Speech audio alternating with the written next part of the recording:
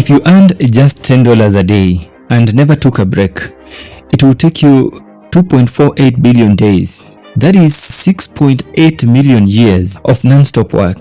6.8 million years. That is even before human existed, before the pyramids, before the world we know. And yet, in a single lifetime, Aliko Dangote, born in Kano, Nigeria, built a fortune of $24.8 billion. He didn't do it with luck. He didn't do it with shortcuts. He did it by mastering Africa's backbone: food, construction, and essential goods. Brick by brick, bag by bag, factory by factory, Dangote rose from small trading firm to become the most powerful industrialist on the continent. And when people thought he had reached the peak, he attempted the impossible: a massive oil refinery, a project that would challenge global players, a project that could collapse his empire. This is the story of one man who rose from the markets of Kano, how he controlled industries across Africa, and how his most ambitious project could secure his legacy or destroy everything he built. Welcome to this video. Remember to like it, share to your friends, and also subscribe to this channel. Dangote's story doesn't begin with billions or private jets. It starts in the streets of Kano, a city loud, chaotic, and full of opportunity. Most people hustle just to survive. Dangote was looking for scale. He understood something most people don't. Power in business comes from owning what people cannot live without. Nigeria was expanding fast. Cities were growing, buildings rising, markets exploding with demand, and people needed cement to build, sugar for tea, flour for bread, salt for cooking. These were not luxury items. These were lifelines. And lifelines never stop moving. Dangote started small, trading rice, sugar, and salt. No factories, no headlines, just smart moves. He noticed this: move essentials at the right time and you outgrow your competitors. But he didn't stop there. He realized if you import the goods, you survive. If you manufacture them, you dominate. So he built factories, cement plants, sugar refineries, flour mills, and suddenly Dangote wasn't just trading. He was controlling industries. Trucks carrying his products were everywhere. In some regions, half of the market was his. Prices moved when he entered a sector. Competitors panicked. Governments noticed. The question spread: how can one man have this much influence? How far can he go?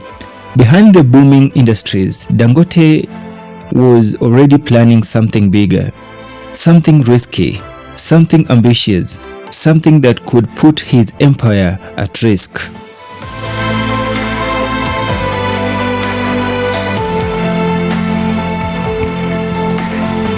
By the early 2000s, Dangote was the master of Africa's essentials: cement, sugar, flour, salt. But he wanted more.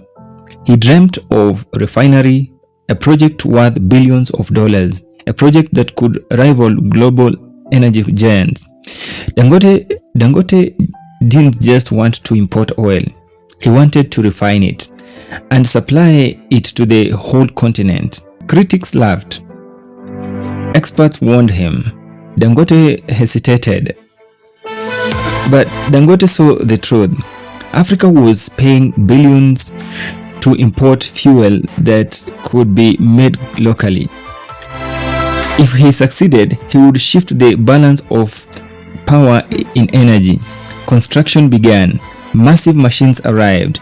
Workers labored day and night. Pipes were welded. Towers built.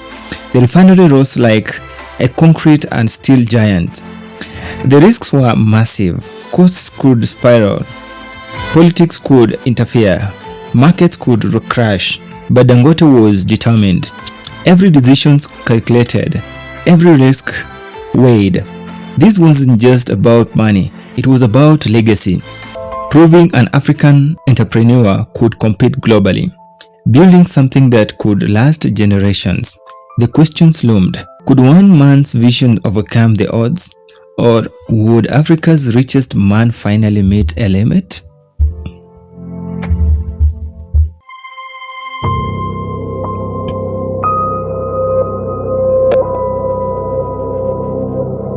The refinery was real now, but building it was like taming a storm. Every day brought new challenges. Equipment delayed, costs spiked, skilled workers were scared, political pressure mounted, rumors of failure swirled. Many said Dangote had bitten off more than he could chew. A $12 billion project in Africa seemed impossible, but Dangote didn't flinch. Every decision was calculated. Every setback was a step forward. Slowly, the refinery took shape. Towers rose, pipelines crisscrossed the complex. When the first refined oil was ready, it wasn't just a milestone, it was a statement. Africa's richest man had done the impossible. A world-class refinery on African soil, fuel for millions, billions saved in import costs. The triumph came at a cost. Patience, finances, and reputation were tested. At times, it felt like his empire could crumble, yet the refinery became a symbol of ambitions, vision, and relentless drive. Dangote had transformed from one man supplying essentials to a man shaping Africa's economy and destiny. Today, Dangote stands at the pinnacle of wealth, $24.8 billion, industries across Africa, a refinery rivaling global giants. He is a symbol of vision, patience, and relentless determination. His story teaches us that fortune is not built overnight. It is built decades by decades, and decision by decision, risk by risk. Dangote's wealth is more than money. It is the result of understanding people, markets, and essential needs. And his journey isn't finished.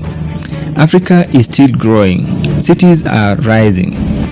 Dangote continues to expand and innovate. At $10 a day, it would take 6.8 million years to earn what he has in a lifetime. One man, one vision, one relentless pursuit of greatness. Aliko Dangote didn't just become Africa's richest man. He built Africa's future and proved that ambition, when paired with strategy and perseverance, knows no limit. Remember to like this video, share to your friends, and subscribe to this channel for more videos like this. Thank you for watching.